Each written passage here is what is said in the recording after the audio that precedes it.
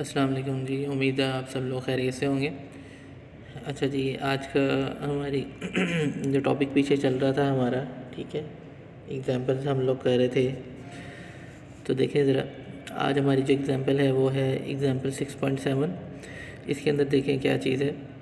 कहता है if two fair dice are thrown what is the probability of getting. Part 1 में है अ double 6 और पार्ट 2 में है अ सम ऑफ 8 और मोर डॉट्स। ठीक है, तो दो जब आपके पास डाइस रोल होंगे, थ्रो होंगे, तो 6 की पावर 2 आ जाएगा, तो आपके पास आंसर क्या आएगा 36। और इसका मतलब है कि आपके पास पॉसिबल जो आउटकम्स हैं वो कितने बनने चाहिए, मतलब जो पेयर्स जो आपके पास बनने चाहिए सैम्पल स्पेस में वो कितने होने चाहिए, टोटल 36 होने चाहिए। अब वो बनेंगे कैसे, ये मैं आपको पहले भी बता चुका हूँ एक बार एग्जांपल्स से शो करके। अब दोबारा देख लें कि S इज़ इक्वल टू, देखें sample space is given by, उसने लिखा हुआ है, तो सैम्पल स्पेस आप बना लेंगे। जब दो डाइज आपस में रोल होते हैं तो ऐसे ही लिखा जाता है 1 1 1 2 1 3 1 4 1 5 1 6, और इसी तरह फिर आगे 2 1, फिर ठीक है 2 1 2 2 2 3 2 4 और 3 1 up to so on end तक 6 6 तक। ठीक है, ये आप लोग ड्रॉ कर लेंगे, तो मतलब आपके पास नंबर ऑफ़ एस, मतलब जो टोटल होगा वो आपके पास कितना हो जाएगा 36 आपके पास आउटकम्स हो जाएंगे। ठीक है, उसके बाद क्या है, फर्स्ट में वो कहता है let A B the event that a double 6 occur. तो इस पूरे सिनेरियो के अंदर, इस पूरे जो आपने ड्रॉ किए सैम्पल्स, ठीक है, उसमें ज़रा देख लें कि उसमें आउटकम जो 6 6 का है, डबल 6 जिसमें है वो कितनी दफ़ा आया है। वो देखें जी आप लोग a इज़ इक्वल टू 6 6 एक दफ़ा आया, तो ये बन जाएगा n of a, n of a is equal to 1 हो जाएगा, एक मरतबा ही है ना।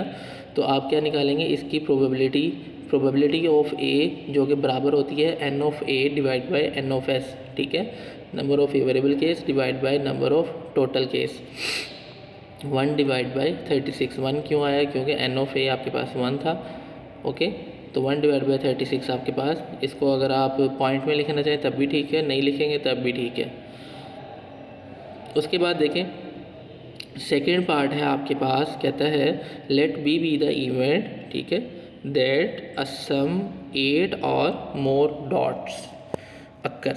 वो कहता है कि ऐसे आप लोग पेयर उठाएं इसमें से जिसका सम करने से 8 आए और उसके आगे वाले, मतलब कि भाई सम करके 8 भी आए और उसके आगे वाले। ये ज़रा देखिएगा, मैं आपको यहाँ पर ज़रा दिखाता हूँ कि ये देखें, ये मैं एक लाइन ड्रॉ करने लगा हूँ, उसमें देखें सारे ही आपके पास 8 का सम होगा। ये देखें 6, ये मैंने लाइन ड्रॉ की, ये देखें 6 + 2 8, 5 + 2 कितने हो जाएंगे, 5 + 3 8, 4 4 8, 5 3 8 6 2। अब वो कहता है ये और इसके आगे वाले कौन से बनेंगे, ये वाले सारे। ठीक है, ये वाले जो सारे हैं ये आपके कौन से बनेंगे, आगे वाले। तो इसमें ये जितना कुछ है ये सारा आप इसके अंदर लिख देंगे। देखिए उसने लिखा भी हुआ है आपके पास कि 2 6 3 5 4 4 5 3 6 2, और उसके बाद देखें आगे वाली जितनी सारी वैल्यूज़ है वो सारी इसमें लिखी हुई हैं उसने। ठीक है, तो इसको आप काउंट करेंगे, काउंट करने के बाद आपको पता चलेगा टोटल 15 होंगी ये। ठीक है, तो n ऑफ b जो है वो आपके पास क्या बन जाएगा 15। तो प्रोबेबिलिटी ऑफ, अगर हम b निकालें तो प्रोबेबिलिटी ऑफ b का फार्मूला क्या होगा आपके पास, n of b divide by n of s। तो 15 डिवाइड बाई 36 हो जाएगा और आपके पास 5 डिवाइड बाई 12 आंसर आ जाएगा। पॉइंट में करना चाहें तो कर सकते हैं आप लोग। ठीक है, ये एग्जाम्पल समझ आ गई आप लोगों को। अच्छा जी, नेक्स्ट एक और एग्जाम्पल है, ज़रा उसे देख लेते हैं। ये एक और एग्जाम्पल है आपके पास, देखिएगा, ये है जी एग्जाम्पल 6.8। कहता है आपके पास 6 वाइट बॉल्स, ठीक है, एंड 4 आपके पास कौन सी हैं, ब्लैक बॉल्स। ठीक है, which are indistinguishable apart from color are placed in a bag। ठीक है, if 6 balls are taken from the bag find the probability, ठीक है, find the probability that there being 3 white and 3 black। अब वो कहता है कि आपके पास 6 आपके पास वाइट बॉल है, ठीक है, 4 आपके पास कौन सी बॉल्स हैं, ब्लैक। ठीक है, और उसके अंदर आप एक बैग के अंदर हैं, तो तो इसका मतलब है तो टोटल कितना हो जाएगा आपके पास 10 हो जाएगा, ठीक है।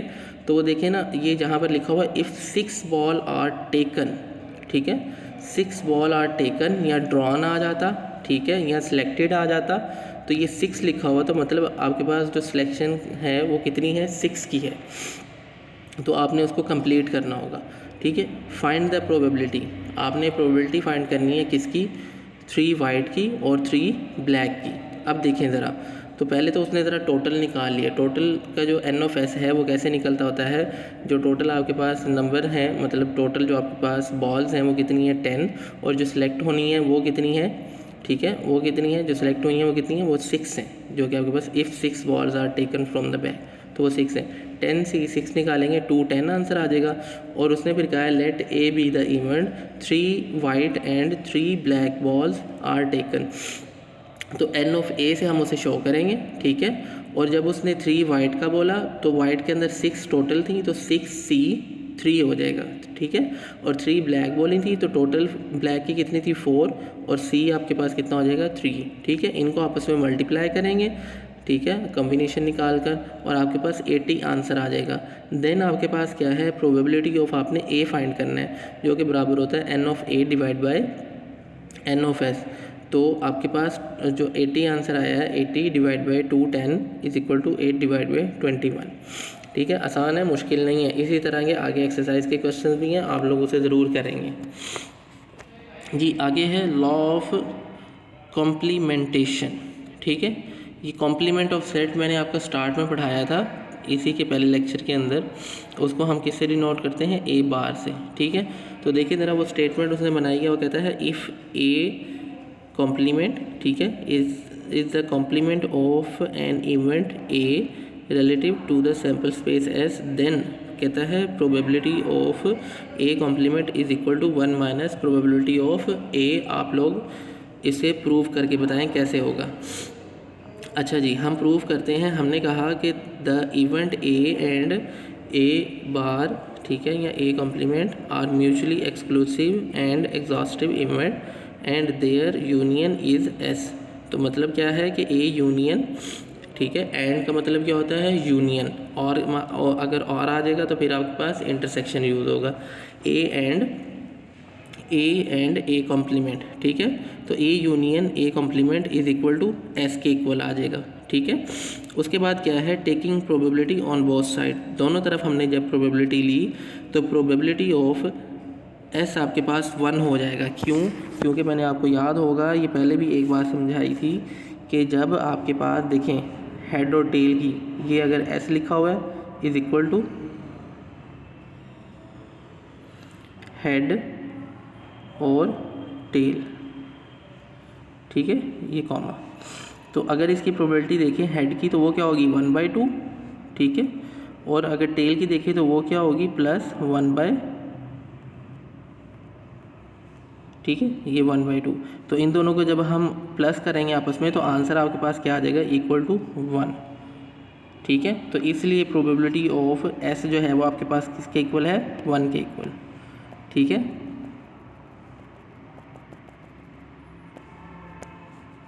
जी।